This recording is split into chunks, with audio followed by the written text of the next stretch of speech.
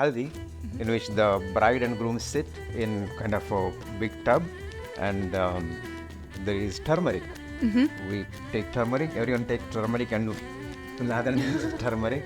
They are all yellow, so everyone wears yellow, otherwise you don't want to spoil your clothes with yellow. In India, as you probably know, there are more than 15 languages, and in northern India, there is some similarity between languages. In southern India, it's quite different. Hello and welcome to 20 Minutes Abroad, the podcast where we talk about different cultures from different countries. Today, my guest is Kiran. He is originally from India. So, the first question I have for you is, what is the biggest difference between your culture and the Austrian culture? Quite a lot is different. The biggest one would be, I think, people's sense for timeliness and obeying the rules. Probably these two are the biggest differences. Okay. And cleanliness, yes. Really? Okay. So, thank you. Then the second question, you're gonna pick yourself. So, we have some cards here. Just pick one. And there's a number on it. If you turn it around, there's a number No, on I'm it. not. It's an airline ticket. I'm going to fly somewhere. Yeah. It's fitting for... Number is 4. Number 4, thank you. So, the question I have for you is, what was your funniest travel experience? Once I was going from my home in Calgary, Canada, to airport, and I had called a taxi at 4 or 5 a.m. in the morning, and taxi came. I saw it from the window. I said, okay, I will pick up my bag and go. And as I come down, I open the door. I see my neighbor. He's a policeman, actually. Very nice guy. And he got in the taxi and drove off. I said, what the heck? And then the taxi went like 100 meters and turned back, and he came back. And he said, oh, sorry, this is your taxi. It's not my taxi. He thought his brother, he was also going somewhere, and he thought his brother had sent a car, and he just got in, and then the driver said, are you Kiran? He said, no, I'm not. And then he came back. So he stole your taxi. And he gave it back. He's a policeman. That's nice of him. Okay, so then let's get into the first topic area. And we're gonna start talking about your country of origin, so India. And India is really known for it's a big country. It has a lot of different languages and religions and traditions. Have you ever felt like you were in a completely different country, even though you were just traveling around India? Yes. In India, as you probably know, there are more than 15 languages. And in northern India, there is some similarity between languages. In southern India, it's quite different. So twice I had gone to southern part of India, and most people, even the script is different. So you cannot read the signs. Luckily, many signs are in English or in the national language of India, which is Hindi. Many people do speak Hindi or English, but a few people who, the road stall guys selling some food, he probably doesn't speak any of the national languages. So you are, completely kind of lost, as if you are in a completely foreign country. Oh, that's really interesting. So, and then later in your life, you've moved around quite a lot. What type of feeling do you get when it's time to pack up your whole life and move to a new country? Yes, I have done that a few times. I went from India to Japan, then Japan to Canada to Austria. And every time it was like completely packing up. And I'm always excited that I'm going to a new place. And strangely, it was from going India to Japan, again, new language. Those days, like no internet, so didn't have a lot of idea about my new home. But yeah, I was excited, and I tried to learn some Japanese before going. Moving to Canada was relatively easier because there was internet, so I did have some idea, and of course English there, so that's easier. Yeah. And coming from Canada to Austria, again, that was exciting. Wow, living in Europe, it's so different from anywhere I had not heard of Graz before. Yeah. So when I googled Graz, wow, this is beautiful. Completely. And then I chose an apartment in Altstadt, which is like 50-year-old building, very, very like old and ancient and historic and heritage building. So it's almost as if I had dreamed of Europe, that kind of a home now I have. It's not very practical, so my wife says we should have like proper 2 bedrooms or something. Yeah. This room is in 450 years ago, they didn't think too much about the layout. So, but otherwise there is very, the view from the window is grand and the location from Hauptplatz and Hofgasse is Oh, that's a really good beautiful. location. Really nice. So yeah, you mentioned that you've lived in a lot of different countries actually. And also they're not only different in most aspects, but also in different in their cuisine. And what was your experience with the eating habits in these countries, for example, or Indian national food, dishes? Sorry, yeah. Yeah, the Indian food is, I'm most used to it. I like it. And there is infinite variety of food in India. Then Japanese food, it took a little bit of time to get used to, especially the raw fish. And then after that, I got used to it. I like Japanese food. Then Canadian and US food is, of course, steak, pizza, and almost everything you can get there. Yeah. Austrian food, yeah, first time I had been to Europe before, to UK and to Germany and Switzerland. First time to Austria, and yes, the food in Austria is little not as spicy as in say India or in Japan or Chinese food. And but there are some dishes which are relatively more spicy, like the Wiener Schnitzel or the Wiener sausages, and Zuckertorte is another favorite food of mine. That's really nice. Yeah, I think in Austria there's not a lot of spicy stuff. Like we are not in that area of food. Austrian food is of course healthier, way more healthier. So less salt, less sugar, less spicy thing that can keep you up at late at night. So it's healthier, I think. But we are used to eating spicy, so we do have to add a little bit of salt.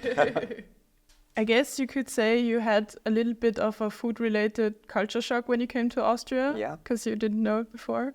So how was it for you to adjust to our national cuisine? Fortunately, we cook at home. We have an apartment with kitchen, so we cook mostly at home. And of course, we cook Indian, we cook Japanese, we cook Italian, and Austrian. So, and in our company cafeteria, there is Austrian food. So I think it's balanced food, and I didn't have difficulty of. But that's nice. So you got a few meals from each country you lived in, you still enjoy and cook yourself. That's really nice. Do you have an Austrian dish that you particularly enjoy? Wiener Schnitzel. And also like the Vogel salad Oh, that's really with nice. Kürbiskern oil. That's something that's probably not anywhere else in the world, and it's very flavorful. It's really and especially a Styrian thing, yeah. It's nice that you like it, because a lot of people from other countries seem to not enjoy it as much. Really? Okay. Yeah. I didn't know anyone who did not enjoy Kürbiskern oil. I support that. So I went to Japan last year for my business trip. I took it as gift to some. Yeah. And they liked it? I didn't ask, but I guess. Hopefully. Yeah, if I ask them, they'll see we like it. Okay.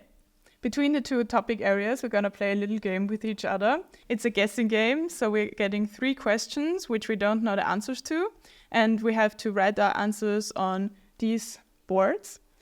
And whose answer is nearest to the actual answer wins. So if you get 2 out of 3 questions right, at least you win. Which language has the most words according to dictionary entries, and how many?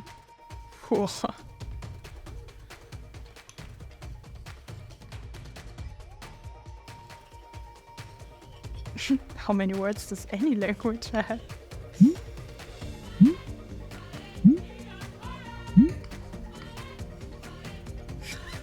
Okay, then we're gonna turn it around at 3. So 1, 2, 3.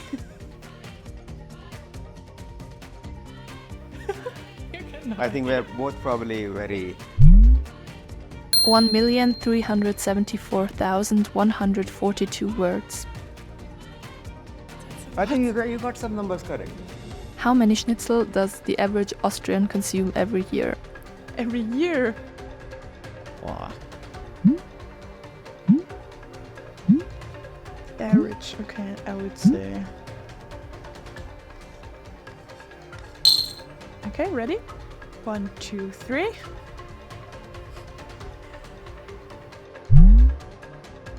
$31 schnitzel. that is a lot, actually. So you have 1 point, I have 1 point. Yeah. How large is India in square kilometers? Big. Really big.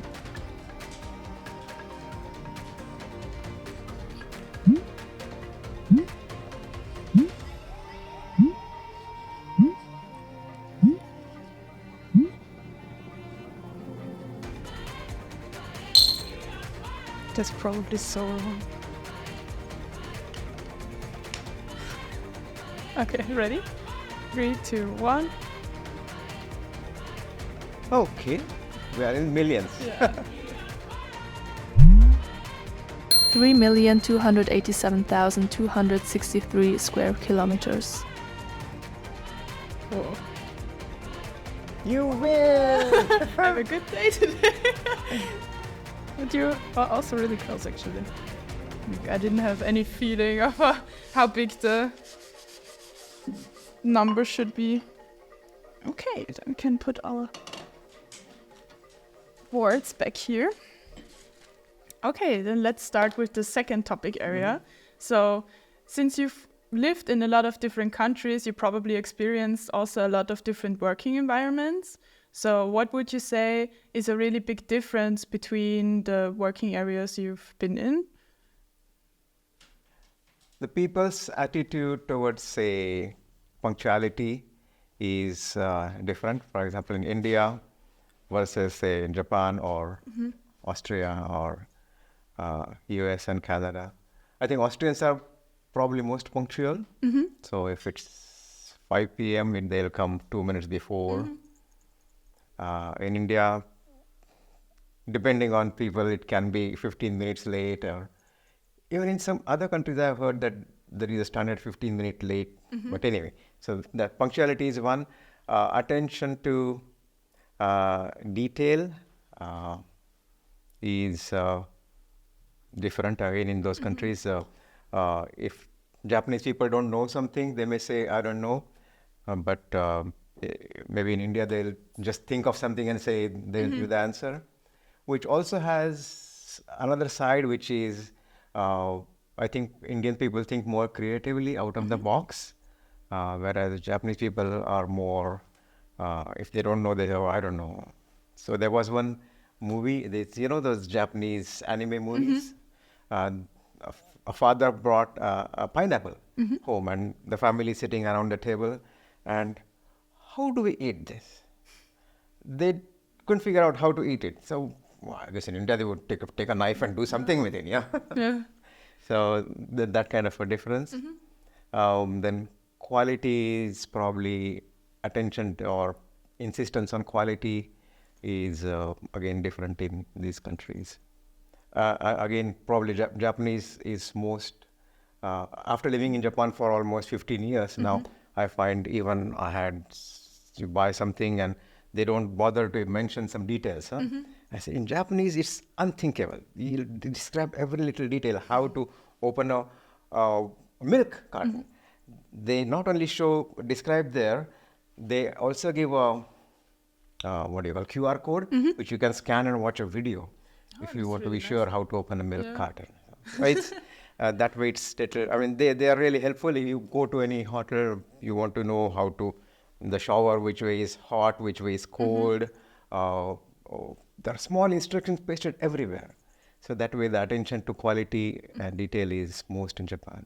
And it's really interesting. So there's not really I much miss those things. I say, when are Japanese going to conquer the world and teach all these guys the proper way of doing things? Yeah, that's really nice because there's not much room to make mistakes when buying something new. Okay, but also, what's your experience with working colleagues? Where is it more normal to go outside with your colleagues, or is it strictly professional somewhere? What did you In experience? India, of course, probably being from India, it's easiest to get along with colleagues in India. Then I lived in Minnesota, which is supposed to be Minnesota nice. The friendliest people I have ever found. Very friendly people in Minnesota. Canadians are also quite friendly. Austrians are more reserved, I would think. Yeah, so not very easy to make. Um, Plus the language handicap. So Yeah, I speak some beginning level German and even low level of Irish. So that's Yeah. another difference. I think we're also like harder to understand, even if you know German. Like in in Austria, it's a bit different because of the dialects. Okay, then let's talk about some more cultural things about India for a bit. Are you married? Yeah, And did you get married in India or somewhere else?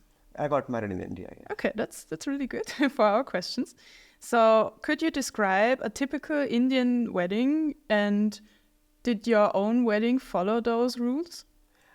By luck, just in December, I had gone to India and we had two weddings in the family. Oh, nice. And pretty elaborate.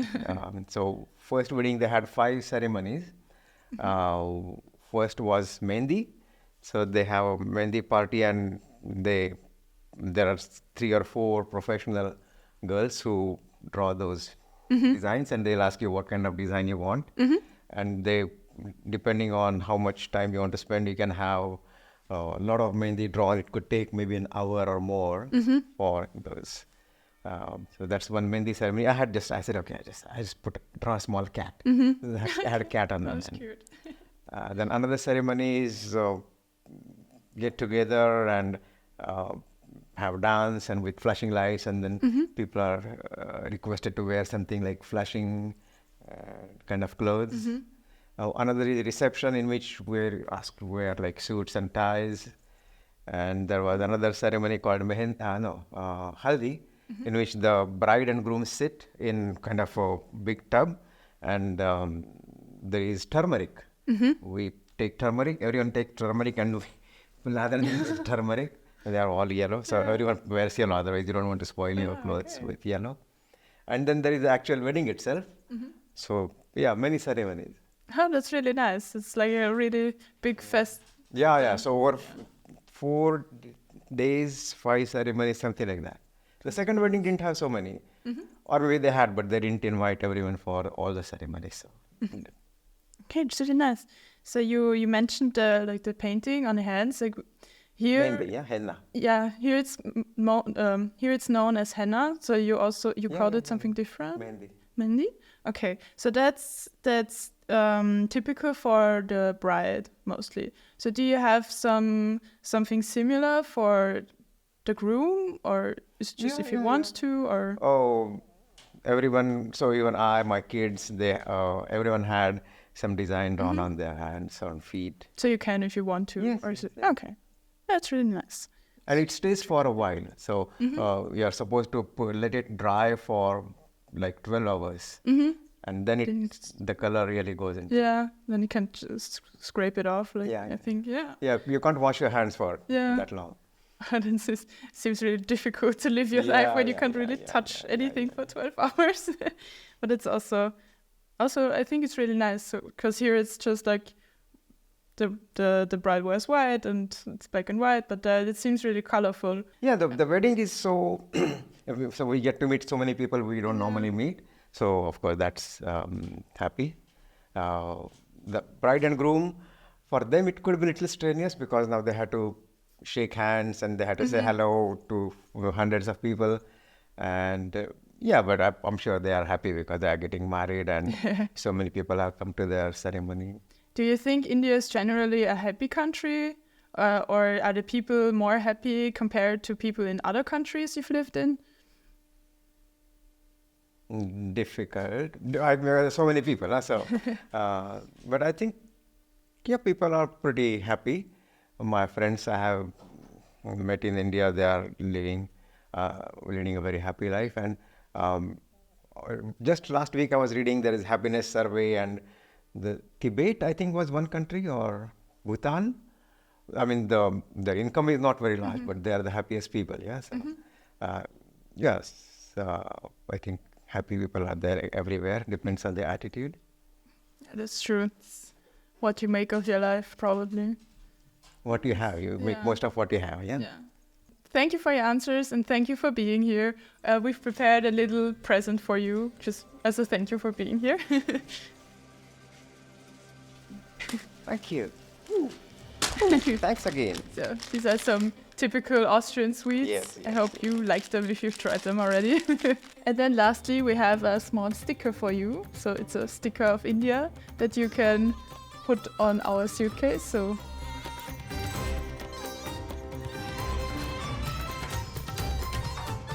thank you for being here today. It was my pleasure to meet you.